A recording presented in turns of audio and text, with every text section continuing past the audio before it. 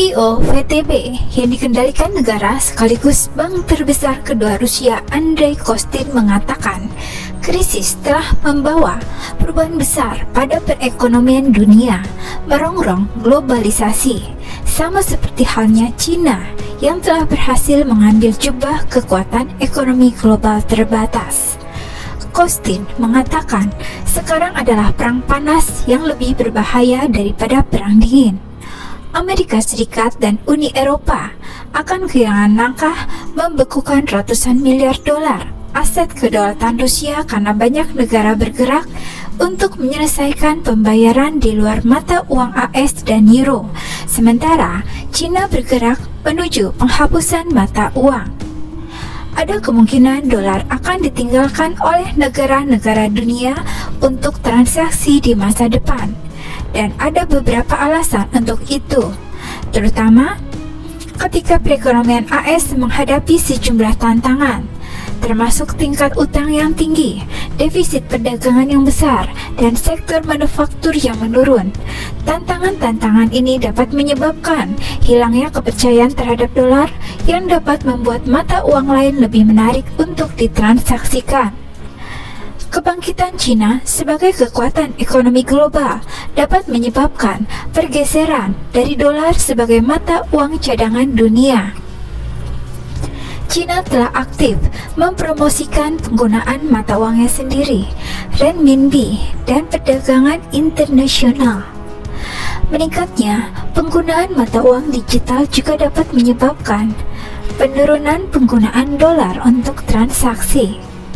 Mata uang digital tidak tunduk pada kendali pemerintah yang dapat membuatnya lebih menarik untuk transaksi internasional. Namun, ada kemungkinan juga bahwa dolar akan tetap menjadi mata uang cadangan dunia di masa mendatang.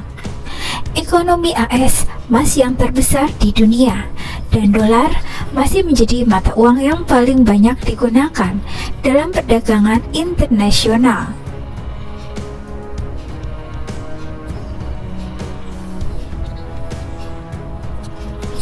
Penting juga dicatat bahwa dolar bukan satu-satunya mata uang yang digunakan untuk transaksi internasional. Ada euro, yen Jepang, dan pounds Inggris juga banyak digunakan. Pada akhirnya, masa depan dolar sebagai mata uang cadangan dunia tidak pasti. Ada kemungkinan dolar akan ditinggalkan negara-negara dunia untuk transaksi di masa depan. Tapi mungkin juga dolar akan tetap jadi mata uang cadangan dunia selama bertahun-tahun yang akan datang. Tidak mungkin yuan Tiongkok akan menggantikan dolar AS sebagai mata uang cadangan dunia dalam waktu dekat. Karena dolar masih merupakan mata uang yang paling banyak digunakan dalam perdagangan dan keuangan internasional dan didukung oleh ekonomi terbesar di dunia. Sedangkan yuan di sisi lain tidak digunakan secara luas dan tidak stabil seperti dolar. Namun ada beberapa faktor yang dapat menyebabkan yuan menjadi lebih banyak digunakan di masa mendatang. Karena pertumbuhan ekonomi Cina berkembang pesat dan menjadi pemain yang lebih penting dalam ekonomi global. Pemerintah Cina juga mengambil langkah-langkah yang membuat yuan lebih dapat dikonversi dan diakses oleh investor asing. Jika tren ini berlanjut, yuan pada akhirnya bisa menjadi penantang yang lebih serius terhadap dolar sebagai mata uang cadangan dunia. Namun, kemungkinan akan menjadi proses bertahap yang membutuhkan waktu bertahun-tahun untuk menyelesaikannya. Tantangan yang dihadapi Cina untuk menggantikan dolar sebagai mata uang cadangan dunia dengan mata uang yuan miliknya adalah yuan tidak dapat digunakan secara luas seperti dolar, hanya sekitar 2% dari perdagangan global dibandingkan dengan dolar yang menguasai 40%. Pemerintah Cina memiliki sejarah mengintervensi pasar valuta asing untuk mengontrol nilai yuan yang dapat membuatnya tidak stabil. Pemerintah Cina tidak setransparan pemerintah AS yang hal ini mempersulit investor untuk menilai resiko investasi dalam aset berdenominasi yuan.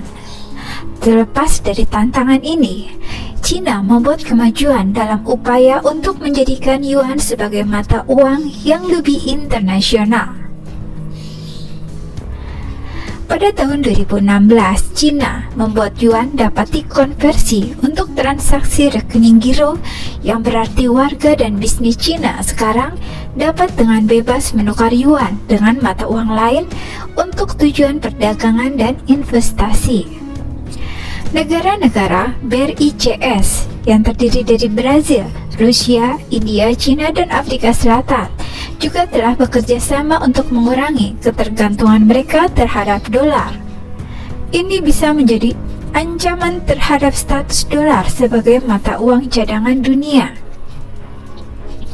Negara-negara BRICS memiliki sejumlah alasan mengurangi ketergantungan mereka terhadap dolar, karena percaya dolar terlalu fluktuatif dan nilainya tidak selalu didasarkan pada fundamental ekonomi.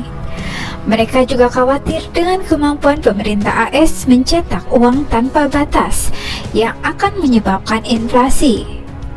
Mereka juga ingin meningkatkan kedaulatan ekonomi mereka sendiri dan mengurangi kerentanan terhadap sanksi AS.